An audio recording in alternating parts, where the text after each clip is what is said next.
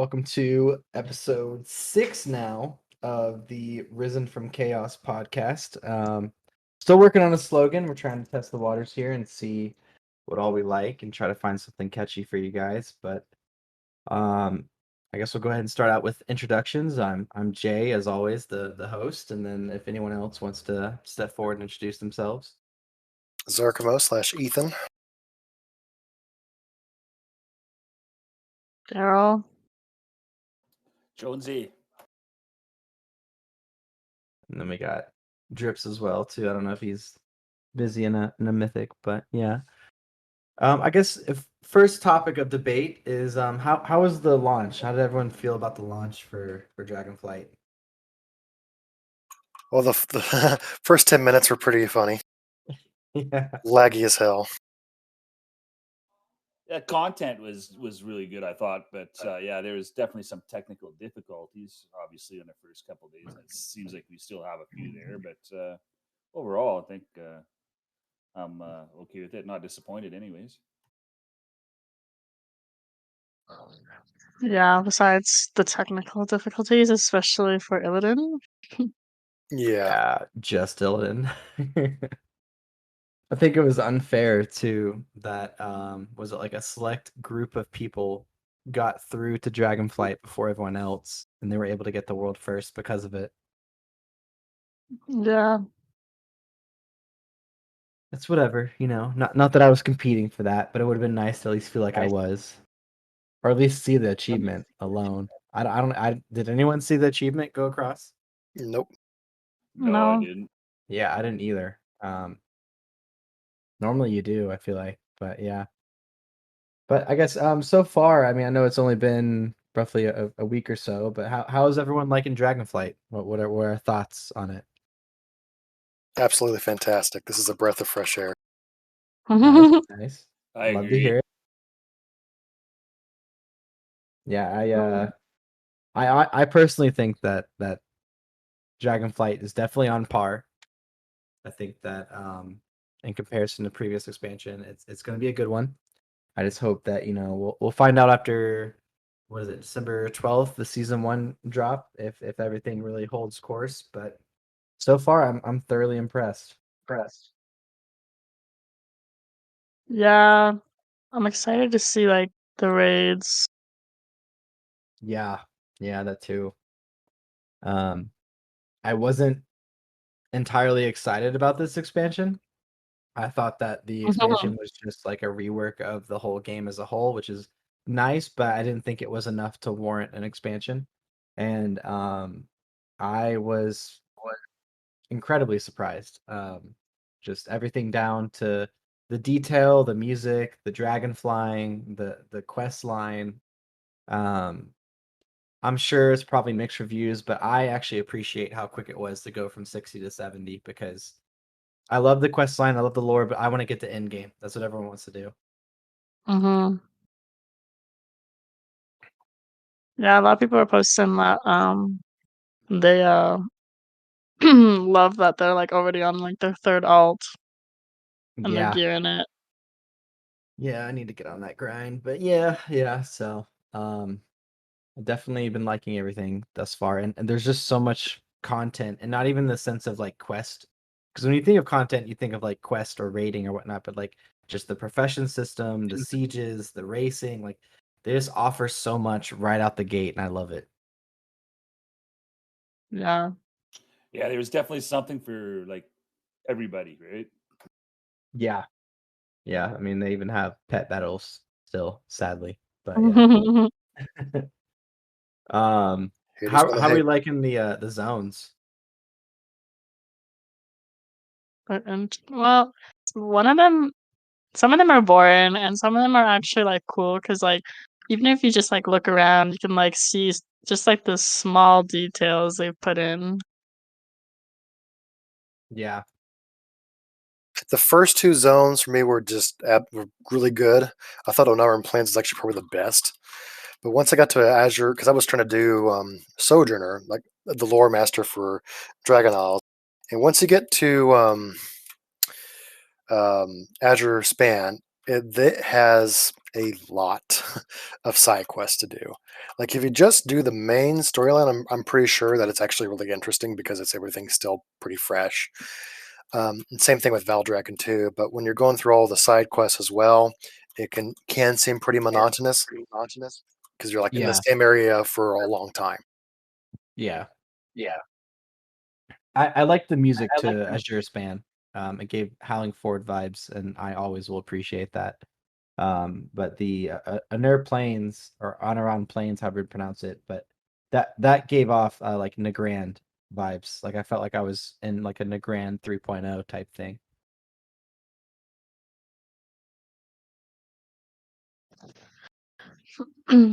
Yeah, I love the little like Tuskar people. They're cute. Yeah, I always love when they bring them back into an expansion because I love them in Northrend and I love them now. I thought it was cool too. I didn't know this, but if you work on your fishing with or your rep with them or something like that, Yeah, you can fish with a spear, which I thought that was cool. yeah, and there's like a net too, I think. Yep, doing that I right was, now. I was checking that out the other night.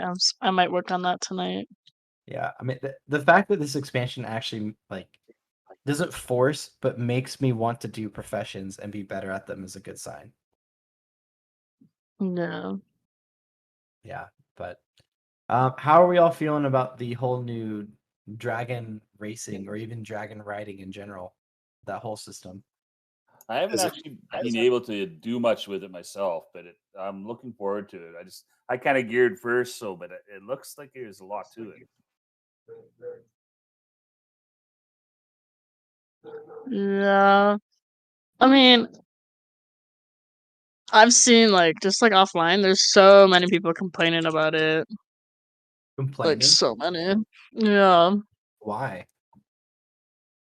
But they just hate it. Like they're like I don't like they just like hate it. They're like, why can't we just use regular flying and stuff That's like that? I Um I like the new flying. That's just the thing. I actually like the new flying, and I don't want to go back to the old flying. Same. Yeah, I It feels agree. more real, and that's really the appeal of it, as yeah, opposed I to feel kind of like like this sense of if you swimming through the air. Sorry, go ahead, Daryl.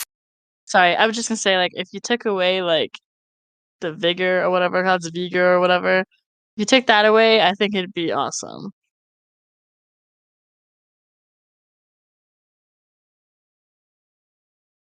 Yeah, I mean I can agree with that too. But I feel like that kind of ties into with the hunting the glyphs to level up your dragon.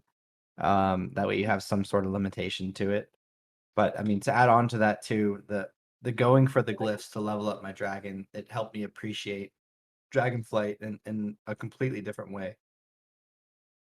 Yeah, I think what would make it really good is if they made it so that kind of like similar to the pathfinding achievements, like you have something similar for dragon riding, so that once you do enough, then it takes away all your vigor, and you just have infinite vigor. That would be nice. Yeah. I mean, it is nice having 6 vigor at the end, and it feels rewarding, but still having to wait at certain points, like if you're trying to fly across the map or something, it definitely feels like what's the point of me doing the glyphs to begin with? Well, I will say, having done all the advanced races on gold now, um, so I got my title Isles Racer. Uh, it You do need those. You really do need those points. Yeah, that's what I'm going through now, It and that's really, the other really thing. helps. The races are just beautifully done. I mean, it gives mad Assassin's Creed vibes where you jump off the edge and you're just going straight like a nosedive down, building bigger up and just speeding forward. I love it. Which, on an off tangent, speaking of Assassin's Creed vibes, just specifically Assassin's Creed Valhalla, when you do the expedition things where it's like wants you to climb to like the top of some particular building or something and click on some flag, and it does this like little 360 camera pan over of the area you're looking over, which reminds me of like how some of this like what checkpoints or save points. I haven't really Oh played. I've just yeah, seen a friend yeah, play it. Play Leon specifically playing um, Assassin's Creed Valhalla. it's true. Yeah, yeah. I've been thoroughly impressed, especially with the racing. And it's multiplayer, isn't it? There is a multiplayer race. That's interesting. I don't remember where because I haven't bothered with it. Yeah, there I want to is. say It's, Azure Spam, but I could be wrong. I think you are correct. Yeah, I think you're correct. Because I tried to get into it, but every time I try to go into it, I sit there for 5 minutes and then I want to leave. And it's like because you have to sit there and get on like a waiting list, and then like when enough people sign up, then you go into a multiplayer race.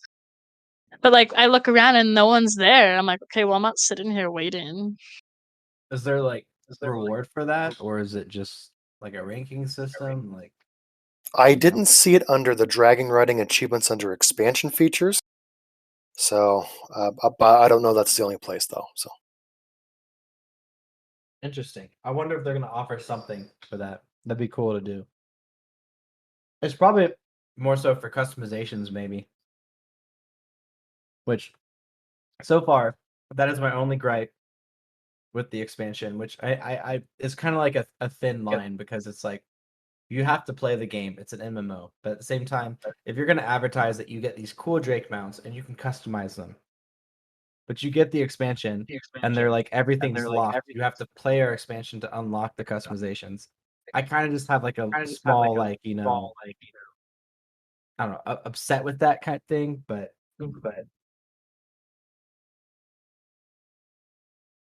Yeah. oh, quite frankly, I'm kind of used to just unlocking things at this point. That's about the It's case fair, with really any yeah. game. It's just more so why advertise it like that. But And I that's think. my, go Oh, ahead. sorry. Go ahead. Oh, okay. For me, I'm hypothesizing here. One reason why you'd probably do that as a developer is just to make sure that you don't overwhelm the players with like too much at once. That could be it too. Yeah, that would make a lot of sense. Okay, yeah. Drift said that there is one near the Ruby Life pools, and you can walk away from those races after queuing for them. Okay, there's not like you can just queue for it and just kind of go do your own thing. Interesting. Yeah, I'm curious to see what they do with that, and I'm also curious to see how how perfectly balanced PvP is. One can only Demon Hunters. hope. I know it's just seeming like it's the Demon Hunters game, and we're just living in it. Good thing I rolled a Demon Hunter ult. Yeah, I'm about to level up my Demon Hunter. I mean, if you can't beat them, join them, right? Honestly, that's starting to become a more compelling argument. After having dealt with this sort of thing for like 15 plus years of playing World of Warcraft. Some people more than that.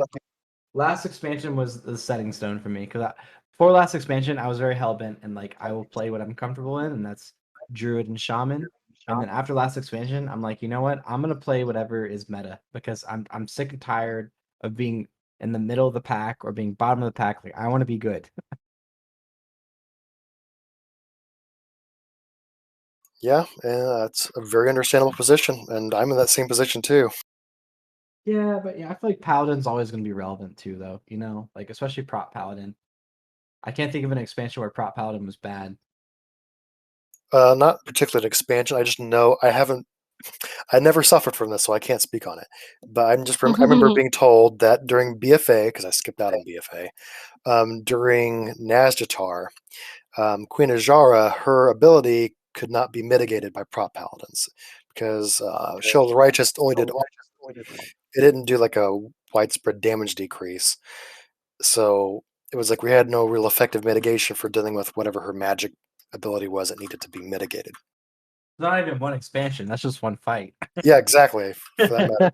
And that, and to be fair, I mean, prop paladins weren't. You could have done them in classic, but from what I understand, it was not really much of a thing at all in classic.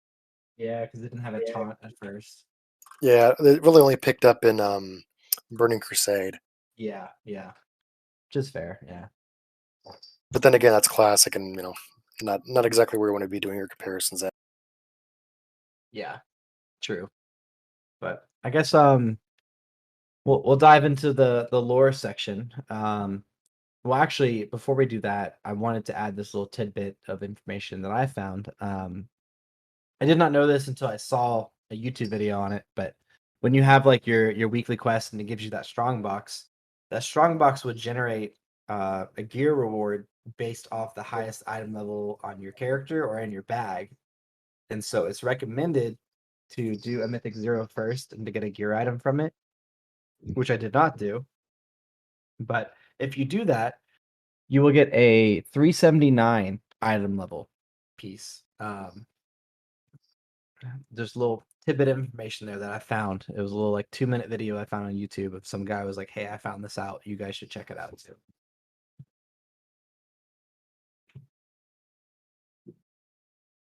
But without further ado, let's get down to the lore. So we saw a few important people through the cinematics.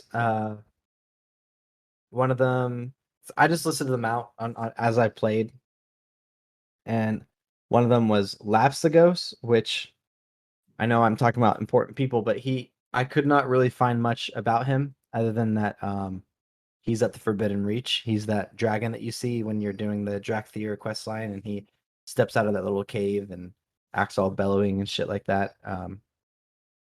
So I guess we'll gloss over him for now. But the next big person that I want to bring about that we saw during the Drakthir quest line was Kurog Grimtotem. I thought it was kind of interesting that randomly we were just like, hey, we're helping these Drakthir break out, and there's this Kurog guy that's trying to free this big baddie, and he successfully does it. Little background on Kurog is he was loyal to Magatha Grimtotem, his wife or partner, however you want to word it, shaman of the Grimtotem tribe and the Primalist, and he is a boss in the first raid, the Vault of Incarnates, so we're going to face him. And he is the one that released the big baddie, Raszageth. There was a little build-up to this. We could have anticipated it if anyone had caught up on the filler lore. I don't normally pay attention to it. I'm talking about Lorthamar, Theron, and Thorlissa. I know World of Warcraft released a couple online like comic stories on them, and like we're just like, hey, like they're a thing and they want to get married. And I read a little bit of it and I was like, it's whatever. But yeah, so apparently he crashed their wedding, claiming that the wedding was sullied by the dragon's presence and called I forget what the terminology is, but the way my notes are, he called Wrathion a mutt. And they like had to hold Wrathion back from attacking him. And if that doesn't like scream, I'm gonna do something big, I don't know what else does. But yeah, it kind of was anticipated that Kurog was gonna go and release this primalist dragon. So from what I gather is that we've come back and it's been several years after Shadowlands, and there's been a movement of primalists. Like the primalist purpose and motto has started to pick up steam and is starting to spread throughout Azeroth. And Kurog is like the driving force behind it, and he's the one that kind of like has been egging people on, and he's why he released Raszageth. And so to lead into that, we can start about Raszageth. So Raszageth is the youngest of the primal incarnates. So from what I gather,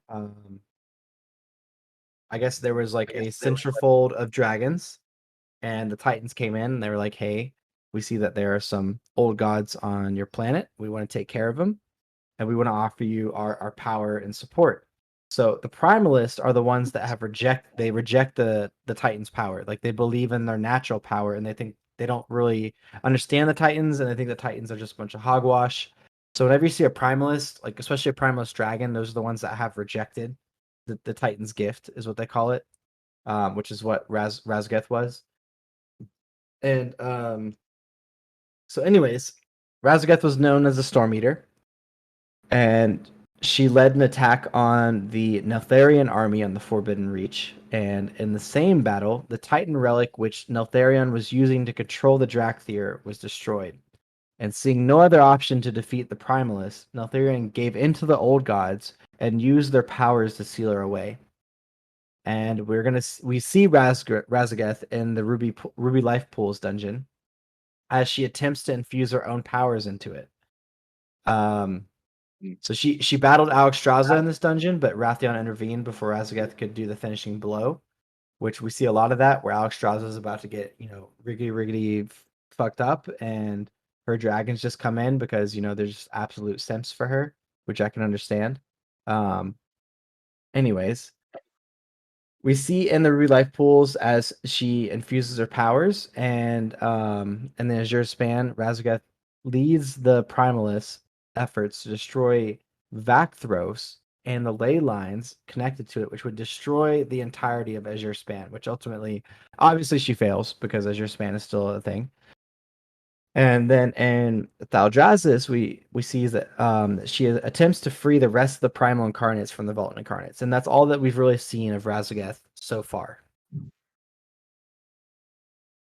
If there's anything anyone wants to add to that as well that they've noticed, or I've gotten my lore wrong, my research wrong, let me know, of course. Oh, just a minor detail about the Ruby Life Pools thing. So that quest stuff that actually happens outside in the world as opposed to in the dungeon instance. Okay, that's fair. Yeah. Because when you use the keyword dungeon, I'm like, just want to make sure people weren't confusing that there. No, yeah, no worries. So I think it's interesting too that when the Titans come in, that there were dragons that actually rejected them. I'm kind of curious as to why they even rejected them in the first place. I guess it's more so of like their culture and sticking true to what they are. But from my prior research, I know that the Titans, the dragons that supported their gift or whatever it was, the Titans delegated each dragon to a certain like element of the universe. So you had like Malagos, Ysera, and Alexstrasza, and Neltharion, and Neltharion was supposed to be in support of like the underground, like Deepholm, and that's where the old gods were kept when they were imprisoned. And that's ultimately what led to his demise, because they basically every single day would whisper lies to him to try to get him to commit corruption, and they convinced him that he was the best dragon to ever exist, and he burst out of that thing like, I'm gonna kill everyone. It's kind of interesting, how everything's ties together like that.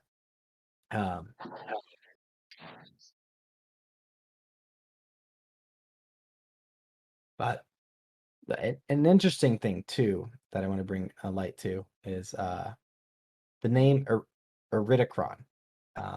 I know we've talked about this in the Discord before, but I've never heard of this name Iridikron. But when Norzdomu mentioned it to Alexstrasza, she was literally shaking in her boots. And I've addressed this before, that someone as powerful as Alexstrasza to be nervous at the near name of someone is alarming, and I'm really excited for it.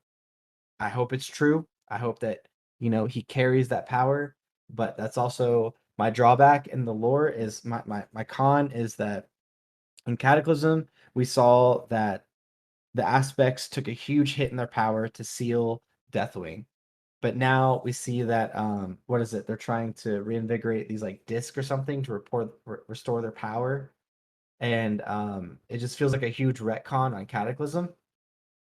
And the other concern I have too is that we've fought in Legion like people on the same tier length of like Titans. Like we fought Sargeras, and so it's kind of like it's interesting to me. Like same thing with the Jailer. The Jailer was on the same tier length as a Titan as well too.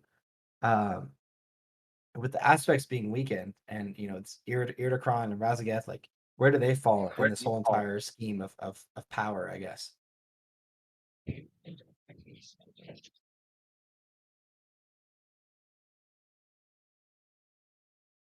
I'd like to think that the Primal Incarnates like could match like 1-on-1 with the aspects like before their power loss at a bare minimum. And that's my other thing is like, where's the power with the aspects right now? Like, are we trying to restore their power currently, or I don't know. I mean, know what's going on. Well, honestly, from what I vaguely recall from the cinematic, the Cataclysm End cinematic, when they lose their powers, is that their powers were what is the word that Alexstrasza used? Were essentially, effectively, to the effect of like just not like done, like I don't want to say expelled, just more like exhausted. I don't remember the exact word she used, but it didn't. That's all I really knew of it. Like as if there was something that was tied to Deathwing or something like that, or just the fact that they kept imbuing the Dragon Soul multiple times to try to get just to punch a hole through Deathwing's chest and then to actually deal a final blow to him. So it possibly implied that it could be restored. Maybe. There actually was left up in the air, so you could assume take no position either for or against. Kind of like trying to guess the number of gumballs in a gumball jar, whether it's odd or even.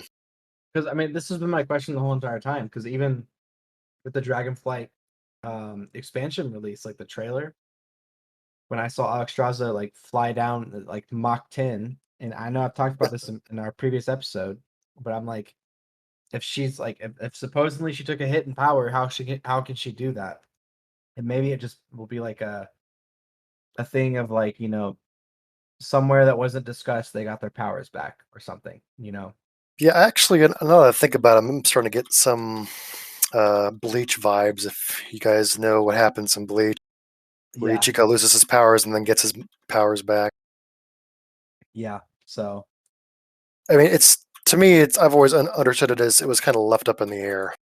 Like it seemed Okay. like it was exhausted, and if there was a way to bring it back, well, it was basically a tool that Blizzard could store in their pocket for future use whenever it was convenient for them to do so. With the keyword "convenient" yeah, being used there.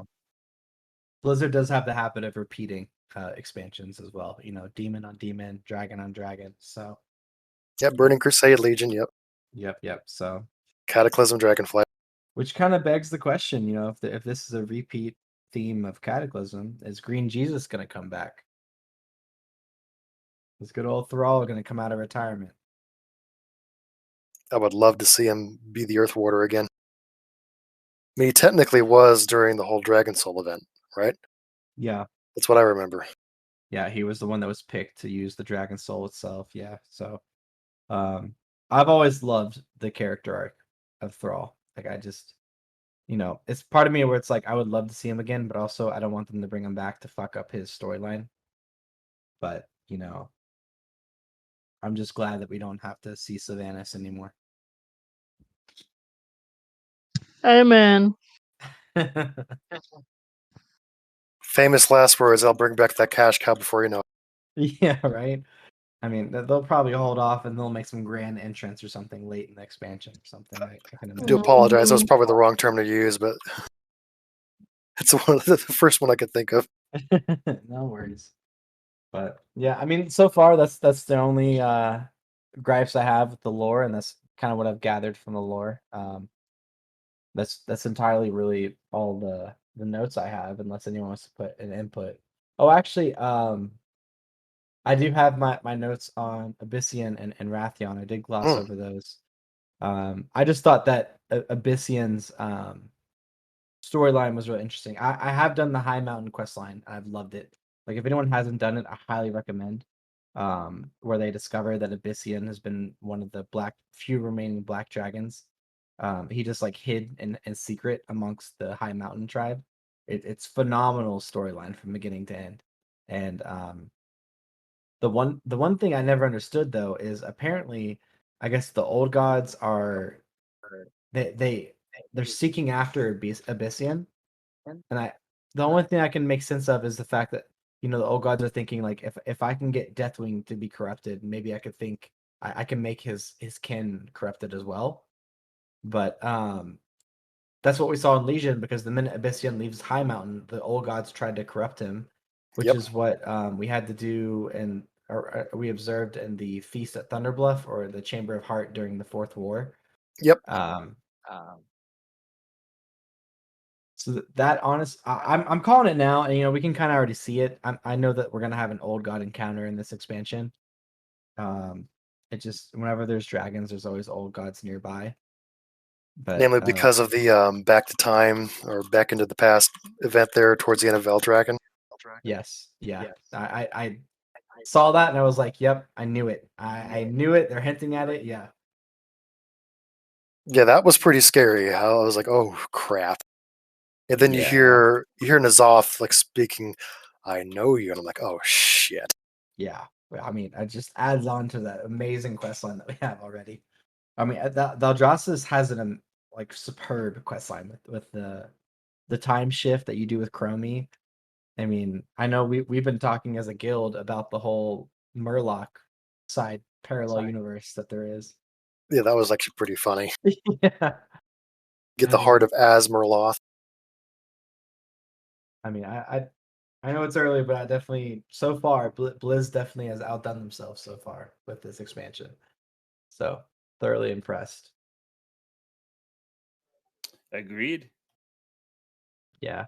Well, that's my last tidbits. If anyone wants to put any last inputs, we'll go ahead and wrap it up.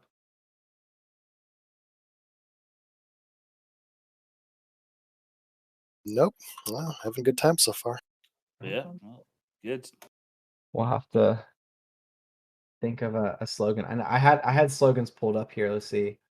But none of them are like good for closing out a podcast. Like you have Anduin, I will not become an instrument of death. Anduin, only one of us wanted this war. Like how am I supposed to make a podcast intro out of that? Yeah, good point. Yeah, we'll figure it out. But yeah, with all due, I guess we will stay in touch for next week's episode where hopefully, let's see, we will. Oh, actually, no, it'll be right before the season 1 starts. So I guess it'll be, I guess, an add-on to the lore that we already know to see if there's anything else further that we discover. But yeah, I guess we'll catch you guys next week. Thanks for listening. Thanks a lot.